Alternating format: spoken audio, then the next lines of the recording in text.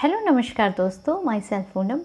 आज की वीडियो में हम लेटेस्ट PYQ सॉल्व करने वाले हैं। टीचिंग एप्टीट्यूड जो हमारी पहली यूनिट है पेपर 1 के लिए, उसके ये हमारी 9th क्लास रहेगी। इससे प्रीवियसली जो 8 क्लासेस हैं वो चैनल पर अपलोडेड हैं और उसका लिंक आपको डिस्क्रिप्शन में मिल जाएगा, वहाँ से आप उसको देख सकते हैं। और जो टेलीग्राम चैनल है उसको भी आप ज्वाइन कर सकते हैं, उसका लिंक भी आपको डिस्क्रिप्शन में मिलेगा। टेलीग्राम चैनल के अंदर हम PDF शेयर करेंगे जो भी हमारी क्लासेस रहेंगी।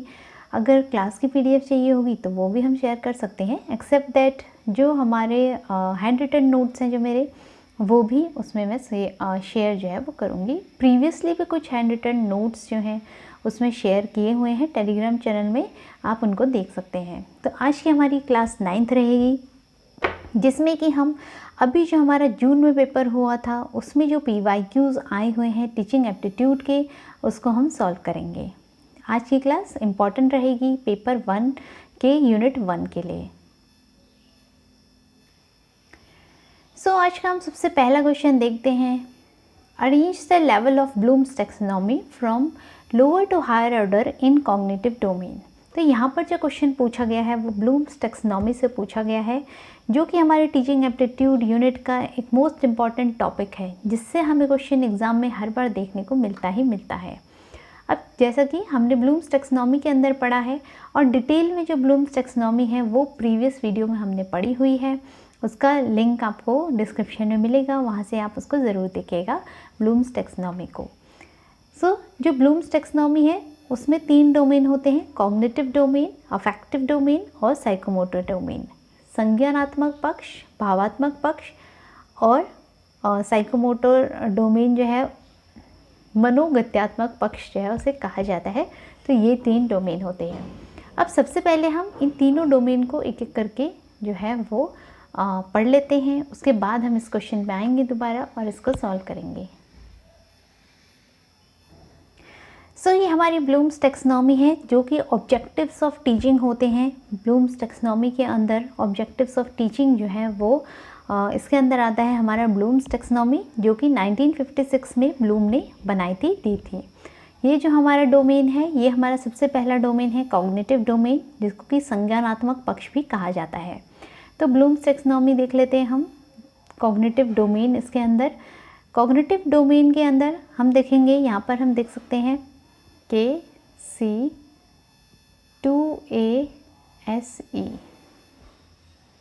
तो ये हमारा होता है KC2ASE से हम इसे लर्न कर सकते हैं। KC से हमारा हो गया नॉलेज कॉम्प्रिहेंशन। 2A में सबसे पहले एप्लीकेशन आता है, देन एनालिसिस आता है, क्योंकि हम पहले कॉम्प्रिहेंड करने के बाद अप्लाई करना सीखेंगे, उसके बाद ही एनालिसिस जो है वो विश्लेषण जो है हम कर पाएंगे। देन उसके बाद हमारा S से सिंथेसिस हो गया और इवैल्यूएशन हो गया। तो जो ब्लूम ने टैक्सोनॉमी दी थी उसमें जो सबसे हाईएस्ट लेवल हमारा होता है वो इवैल्यूएशन होता है। और अब हम इसका रिवाइज्ड जो टैक्सोनॉमी है उसको भी देख लेते हैं। रिवाइज्ड टैक्सोनॉमी जो कि एंडरसन और क्रॉथॉल ने दी थी 2001 के अंदर, जहाँ पर कि हम देख सकते हैं RU2AEC नंबर करते हैं, उसके बाद ही हम उसे क्या कर सकते हैं, अंडरस्टैंड कर सकते हैं। उसके बाद ही अंडरस्टैंडिंग जो लेवल है वो डेवलप होता है। जैसा कि हम लेवल्स ऑफ टीचिंग के अंदर भी पढ़ते हैं, जहाँ पर कि हम 3 लेवल्स पढ़ते हैं, हमारा मेमोरी लेवल, अंडरस्टैंडिंग लेवल और रिफ्लेक्टिव लेवल। जो तीनों लेवल होते हैं वो जो है एक दूसरे से लिंक है वैसे, बट स्टेप वाइज हम चलते हैं। जब बच्चा छोटा होता है तो हम उसे मेमोराइज़ कराते हैं, वो हर चीज़ को मेमोराइज़ करता है, रूट लर्निंग वहाँ पर होती है। देन धीरे धीरे अंडरस्टैंडिंग डेवलप होती है। देन लास्ट में हमारा रिफ्लेक्ट बैक होता है कि प्रॉब्लम सॉल्विंग की जो खुद से अप्रोच होती है वो डेवलप होने लगती है। तो उसी तरीके से हमारा यहाँ पर हम कॉग्निटिव डोमेन को भी समझ सकते हैं, जिसमें सबसे पहले रिमेंबरिंग होगा, हम चीज़ों को याद कर रहे हैं। देन उसके बाद हम उसे अंडरस्टैंडिंग जो है हमारी फिर डेवलप होने लगती है। देन हम उसे अपने डेली लाइफ में या हम अपनी स्टडीज़ में भी अप्लाई जो है वो अप्लाइंग करते हैं। जब हमारी ये डेवलप हो जाती है थिंकिंग ऑर्डर, तो ये लोअर थिंकिंग ऑर्डर से हायर थिंकिंग ऑर्डर की तरफ जो है वो टैक्सोनॉमी चलती है, नीचे से ऊपर की तरफ। देन हम एनालाइज करते हैं, विश्लेषण कहते हैं जिसको, जिसके अंदर हम चीज़ों को तोड़ तोड़ कर देखते हैं, उनके पार्ट्स में डिवाइड करते हैं, फिर हम उसे एनालाइज करते हैं। एनालाइज के बाद यहाँ पर अगर हम देखें तो सिंथेसिस है। जो सिंथेसिस होता है उसमें हमने जो चीज़ें एनालाइज करी थी उनको फिर से जोड़ते हैं, जोड़ने के बाद हम उसको किसी कंक्लूज़न पे पहुँचते हैं। तो चीज़ों को जोड़ना और उन्हें फिर एनालाइज करके सिंथेसाइज जो है, संश्लेषण जो है वो इस तरीके से किया जाता है। देन इवैल्यूएशन इसमें है। ब्लूम्स की पुरानी टेक्सोनॉमी में इवैल्यूएशन क्या होता है? मूल्यांकन, जिसके अंदर हम वैल्यू जजमेंट जो है लास्ट में देखते हैं, प्रोवाइड कराते हैं। तो ये तो इसका था।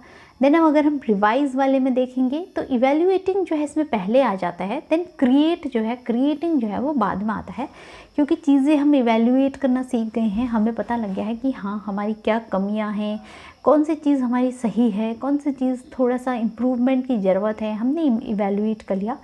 देन उसके बाद लास्ट में डेवलप होती है क्रिएटिंग।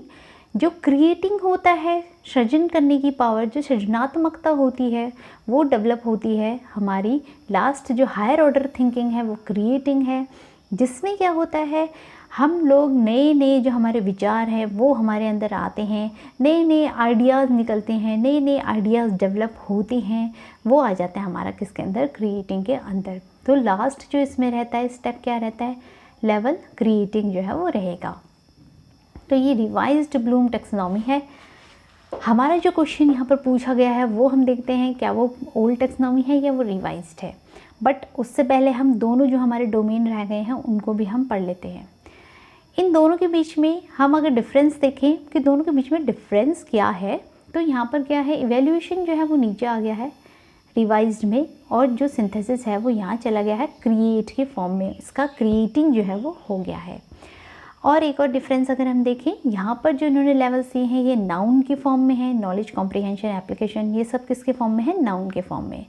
और जो ये हैं रिवाइज्ड वाले में, ये सारे जो हैं वो वर्ब के फॉर्म में हैं। Remembering, understanding, applying, analysing, evaluating, creating, ये सब वर्ब के फॉर्म में रहती हैं। तो यही इनमें मेन जो है डिफरेंस था। अब हम अफेक्टिव और साइकोमोटर डोमेन भी देख लेते हैं। इसमें हमारे जो लेवल्स रहते हैं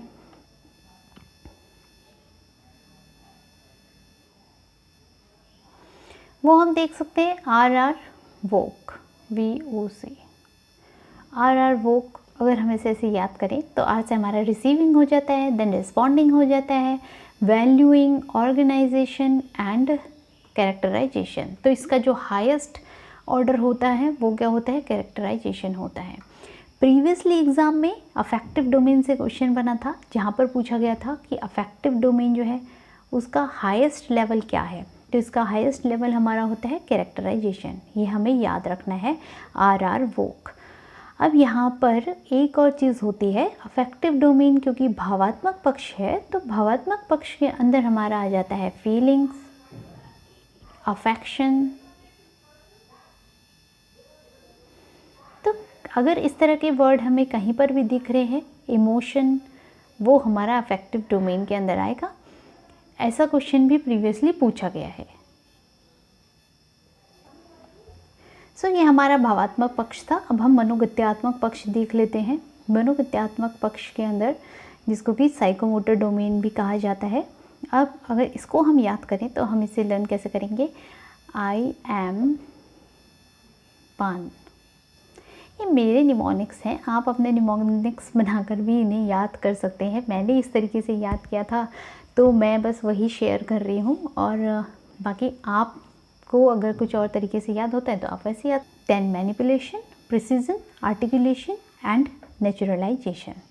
यहाँ पर साइकोमोटर जो डोमेन है इसमें से भी जो क्वेश्चन पूछा गया था वो इसके हाईएस्ट लेवल से पूछा गया था, जो कि हम देख सकते हैं क्या होता है, नेचुरलाइजेशन। तो वो एक ही क्वेश्चन था जो पूछा गया है प्रीवियस एग्ज़ाम में, कि जहाँ पर हमसे ये पूछा गया था कि जो भावात्मक पक्ष होता है और जो मनोगत्यात्मक पक्ष होता है, दोनों का जो हाईएस्ट लेवल है वो क्या है। तो दोनों का हाईएस्ट लेवल क्या होता है, हमारा जो भावात्मक पक्ष है उसका कैरेक्टराइजेशन होता है, और जो हमारा मनोगत्यात्मक पक्ष है उसका नेचुरलाइजेशन जो है वो हाईएस्ट लेवल रहता है। तो ये हमने दोनों देख लिए यहाँ पर।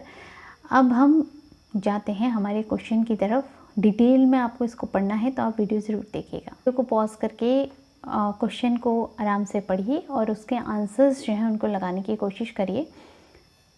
तो ये हमारा जून का ही पेपर है जो लेटेस्ट एग्ज़ाम हुआ था उसका। तो हमने यहाँ पर क्वेश्चन रीड कर लिया था कि जो कॉग्निटिव डोमेन है उसमें इनमें से कौन सा आएगा। तो हम ऑप्शंस को पढ़ेंगे। आप सबसे पहले एनालाइजिंग, अंडरस्टैंडिंग, अप्लाइंग, इवैल्यूएटिंग और रिमेंबरिंग। तब हम यहाँ पर देख सकते हैं, यहाँ पर अगर हम इनके लेवल्स को देखें तो ये हमें पता चल रहा है कि ये जो लेवल्स हैं ये पूछे किससे गए हैं, जो क्रॉथहॉल और एंडरसन की रिवाइज्ड टेक्सोनॉमी थी जो कि 2001 में उन्होंने दी थी, उसमें से ये क्वेश्चन पूछा गया है। समटाइम्स ब्लूम की जो टेक्सोनॉमी है उससे भी क्वेश्चन जो है वो पूछा जाता है। तो हमने इसका जो निमोनिक पढ़ा था वो हमने पढ़ा था RU2AEC। RU2AEC। अब यहाँ पर जो हम देखेंगे सबसे पहला क्या है, R से हमारा रिमेंबरिंग हो गया, U से हमारा अंडरस्टैंडिंग हो गया। तो मतलब कि सबसे पहले E आएगा। तो यहाँ पर हम देख सकते हैं फर्स्ट ऑप्शन हमारा कट हो जाएगा। देन अब 3 ऑप्शन बचे यहाँ पर, RU हो गया, अंडरस्टैंडिंग आ गया। देन अब 2A था जिसमें कि हमने देखा कि जब हमारी अंडरस्टैंडिंग डेवलप हो जाती है तो हम चीज़ों को अप्लाई करते हैं, अप्लाइंग पहले आएगा। तो अप्लाइंग आएगा तो यहाँ पर C पार्ट में अप्लाइंग है तो हमारा 4th ऑप्शन भी कट जाएगा। E, B और C के बाद अब कौन सा ऑप्शन आएगा वो हमें देखना है, या 1 आएगा या A आएगा या D आएगा। तो अगर हम A को देखें तो एनालाइजिंग होता है, तो जैसा कि हम देख सकते हैं यहाँ पर 2A है तो अप्लाई के बाद एनालाइजिंग आ जाएगा, तो A ऑप्शन जो है वो आ जाएगा। तो मतलब कि हमारा जो आंसर है वो आंसर नंबर 2 हो जाता है। तो आंसर 2 को अगर हम देखते हैं तो A के बाद अप्लाइंग के बाद एनालाइजिंग आता है, एनालाइजिंग के बाद क्या आ जाएगा, अब D आ जाएगा जो कि होता है इवैल्यूएटिंग। तो इवैल्यूएटिंग था और लास्ट स्टेप क्या था इसका, क्रिएटिंग था, जो क्रॉथहॉल और एंडरसन की जो हमारी टेक्सोनॉमी थी उसका। तो यहाँ से हम समझ गए कि सबसे पहले आएगा रिमेंबरिंग, अंडरस्टैंडिंग, देन उसके बाद अप्लाइंग, एनालाइजिंग और इवैल्यूएटिंग। और इवैल्यूएटिंग के बाद भी अगर पूछा जाता तो वो हो जाता है क्रिएटिंग। लर्निंग इन्वायरमेंट, तो यहाँ पर हमें कुछ कंपोनेंट्स दिए हैं जिनको हमें अरेंज करना है कि एक अफेक्टिव लर्निंग इन्वायरमेंट जो है वो किस तरीके से बनाया जा सकता है। लर्निंग मतलब है अधिगम, जहाँ पर कि एक अच्छा इन्वायरमेंट बनाकर अधिगम को प्रोत्साहित किया जा सकता है। तो उसके लिए कौन कौन से जो कंपोनेंट्स यहाँ पर दिए हैं उनको हमें अरेंज करना है। इन कंपोनेंट्स को हमें क्या करना है, अरेंज करना है। तो सबसे पहले हम देखें अगर continuous formative assessment, adequate student support, appropriate curriculum, then engaging pedagogy, providing suitable resources and infrastructure। तो ये हमारे कुछ टीचिंग लर्निंग की प्रोसेस जब हमारी चलती है तो सबसे पहले हम देखते हैं करिकुलम क्या है, हमारा करिकुलम किस तरीके से फ्रेम करना है वो हम सबसे पहले देखेंगे। तो यहीं से हमें ऑप्शन हमारा मिल जाता है 3rd वाला, क्योंकि हम क्या देखेंगे, सबसे पहले एप्रोप्रिएट करिकुलम देखेंगे। अब ऐसा तो है नहीं कि हम 4th क्लास के बच्चे को 8th क्लास का पढ़ाने लगे, तो फोकस किस पे करना है, हमें करिकुलम पे करना है। सबसे पहले करिकुलम हमने देख लिया, देन उसके बाद अब आएगा डी पार्ट, इंगेजिंग पैडागोजी। अब करिकुलम देखने के बाद हमें पैडागोजी ऐसी बनानी है कि जो बच्चों को क्या करे, इंगेज करके रखे। जब लर्निंग जो होती है वो इंगेजमेंट से होती है, इंगेज बच्चों को किया जाता है तो जो उनकी लर्निंग होती है वो परमानेंट हो जाती है। तो डी आ गया। देन उसके बाद अगर हम देखें जो हमारा नेक्स्ट ऑप्शन है, डी के बाद ए आएगा। ए हमारा अब यहाँ पर फॉर्मेटिव असेसमेंट हो सकता है जब हम कुछ पढ़ा रहे हैं और हम बीच में क्या कर रहे हैं, असेसमेंट ले रहे हैं। असेसमेंट फॉर लर्निंग भी फॉर्मेटिव असेसमेंट को कहा जाता है। क्यों? क्योंकि लर्निंग के लिए असेसमेंट होता है कि असेसमेंट फॉर लर्निंग अधिगम के लिए असेसमेंट है जहाँ पर कि अभी कंटिन्यूस चल ही रहा है, ठीक है। तो ये हमारा फॉर्मेटिव असेसमेंट आ गया। देन बी हो गया कि एडेक्वेट स्टूडेंट जो सपोर्ट है वो दिया जाता है, जहाँ पर कि स्टूडेंट को कोई भी दिक्कत है या कुछ भी उसको प्रॉब्लम है तो उसको सपोर्ट जो है वो प्रोवाइड कराया जाएगा। कोई भी अगर हमारे सब्जेक्ट से रिलेटेड प्रॉब्लम है या किसी और तरीके की जो उन्हें प्रॉब्लम है वो उसके अंदर देखी जाएगी। Then E part not considered as a self generated feedback. अब यहाँ पर बात हो रही है किसकी, सेल्फ जनरेटेड फीडबैक की। सेल्फ का मतलब है कि हमारा खुद का फीडबैक जो है हम कैसे ले सकते हैं, कैसे हम फीडबैक जो है अपने आप से ले सकते हैं।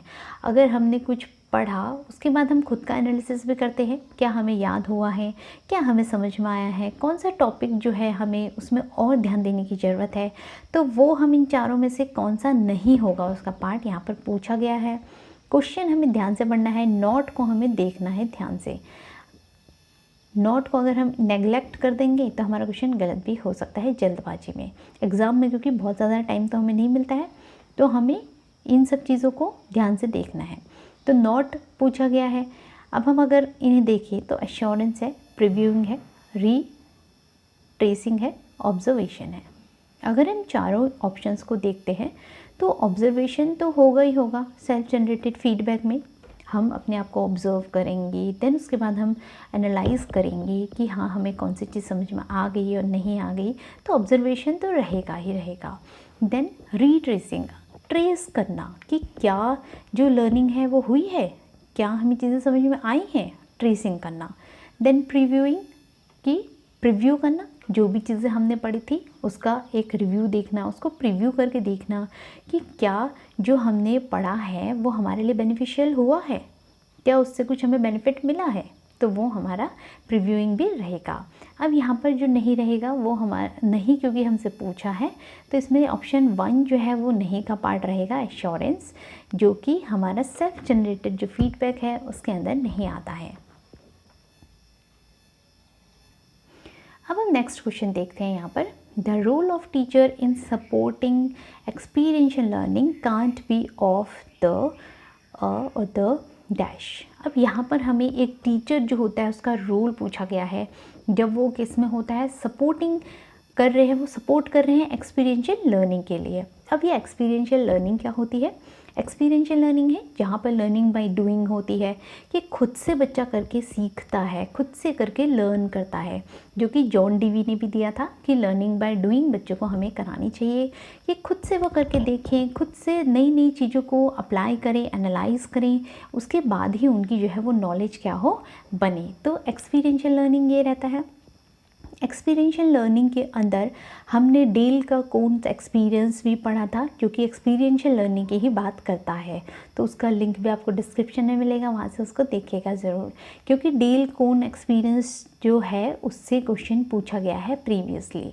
तो वहाँ पर उन्होंने यही बताया था डेल्स के कोन ऑफ एक्सपीरियंस में कि जब हम चीज़ें डायरेक्ट एक्सपीरियंस अपना लेते हैं तो वहाँ पर जो है हमारे दिमाग में जो रिटेंशन होता है लर्निंग का वो सबसे ज़्यादा होता है। कि जो एक टीचर होता है वो एक्सपीरियंशियल लर्निंग में एक कोच हो सकता है जो आपको डायरेक्ट कर रहे हैं, जो आपको सिखा रहे हैं, एक मेंटोर हो सकता है, एक ट्यूटर हो सकता है, बट टेक्नोलॉजी जो है वो टीचर के पर्सपेक्टिव में नहीं होगा।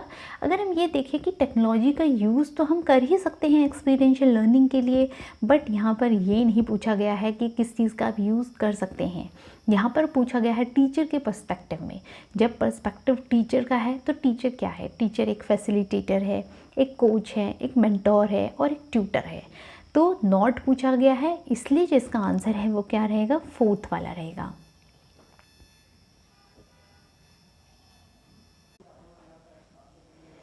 अब हम नेक्स्ट क्वेश्चन सॉल्व करते हैं, जिसमें हमें 2 लिस्ट गिवन है, हमें इनको मैच करना है, जहाँ पर हमें प्रिंसिपल्स दिए हैं और इम्प्लीकेशंस दिए हैं कि कौन सा प्रिंसिपल जो है उसका इम्प्लीकेशन क्या होगा वो हमें बताना है। तो सबसे पहले हम प्रिंसिपल्स जो हैं उनको रीड करते हैं, देन जो उनकी इम्प्लीकेशंस हैं उनको रीड करेंगे और फिर हम आंसर्स को देख के उनको मैच करेंगे। तो सबसे पहला है encouraging students deep approaches to learning objectives. Students को एनकरेज करना है उनके लर्निंग ऑब्जेक्टिव्स को अचीव करने के लिए। देन नेक्स्ट हमारा है summative and formative assessments to be learning oriented. तो जो फॉर्मेटिव और समेटिव असेसमेंट हमने पढ़ा था, जिसको कि रचनात्मक और योगात्मक मूल्यांकन कहा जाता है, जो कि हमने इवैल्यूएशन वाले जो हमारे चैप्टर है उसमें हमने डिटेल में इसको पढ़ा हुआ है।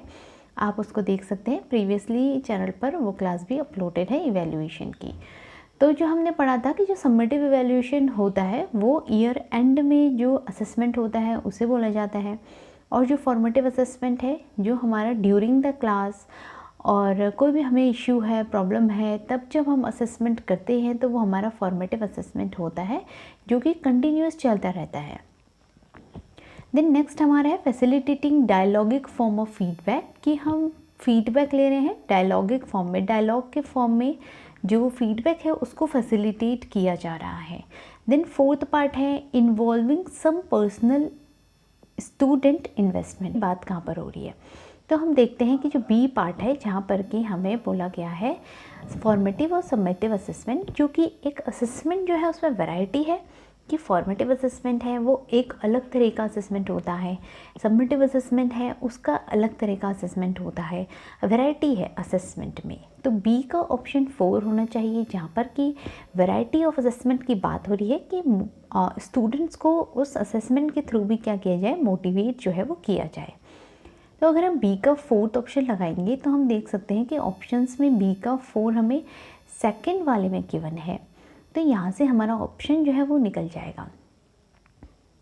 अब यहाँ पर हम अपने आंसर को फिर से चेक करने के लिए कि क्या हमारा आंसर राइट है, तो हम यहाँ पर एक और जो हमें इजी ऑप्शन लग रहा है जिसमें कि हमें involving some personal students investment, यहाँ पर पर्सनल ग्रोथ की बात हो रही है, पर्सनल इन्वेस्टमेंट की बात हो रही है, तो ये किससे मैच करेगा, ग्रेटर ओनरशिप से मैच करेगा कि स्टूडेंट्स जो हैं वो अपना खुद का जो उनका ग्रेटर सेंस है वो डेवलप करे ओनरशिप का, और लर्न करे चीज़ों को, खुद को ध्यान दें, खुद पे जो है पर्सनल ग्रोथ जो है उसमें स्टूडेंट्स का क्या किया जाए, इन्वेस्टमेंट जो है वो किया जाए।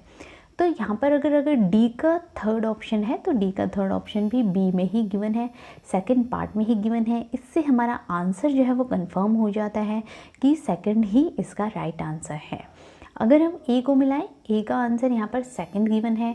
हम देखते हैं कि encouraging students deep approaches to learning objectives, तो अगर इसका सेकंड सही है तो task design should be approached from a programme wide perspective, कि जो एक टास्क है उसको कैसे डिज़ाइन किया जाए कि वहाँ पर प्रोग्राम जो है अलग अलग लिए जाएं और उसका एक पर्सपेक्टिव जो है वो सेट किया जाए, जिससे कि बच्चों की डीपर जो लर्निंग हो, लर्निंग जो ऑब्जेक्टिव्स हों वो मीट हों। तो ये हमारा रहेगा। अब जो हमारा रह गया है वो सी पार्ट रह गया है, जिसमें कि हमें बोला गया है कि facilitating dialogic form of feedback. Dialogic form of feedback होता है जहाँ पर हम बात किसी कर रहे हैं, डायलॉग्स की बात कर रहे हैं। तो सी का आंसर 1 है, जहाँ पर कि हमें बोला गया है कि feedback should be embedded within assessment practice. So आज की वीडियो में हमने हमारे जो PYQs हैं जो लेटेस्ट आए हुए थे वो हमने सॉल्व किए, अदर जो PYQs हैं उनको भी हम सॉल्व करेंगे और प्रैक्टिस क्वेश्चंस भी जो हैं वो हम करेंगे। तो जैसा कि आप देख सकते हैं कि जो टीचिंग एप्टीट्यूड यूनिट होती है इसमें से हमें बहुत ज़्यादा डिफ़िकल्ट क्वेश्चन नहीं पूछे जाते हैं, तो इसमें 10 नंबर हम अपने पक्के कर सकते हैं। कुछ एक कॉन्सेप्ट्स हैं जो पूछे जाते हैं और वो ज़्यादा डिफ़िकल्ट भी नहीं है, ईजी ही होती हैं, अगर हम उन्हें पढ़ेंगे और समझेंगे तो वो हमें ज़रूर याद रहेंगे।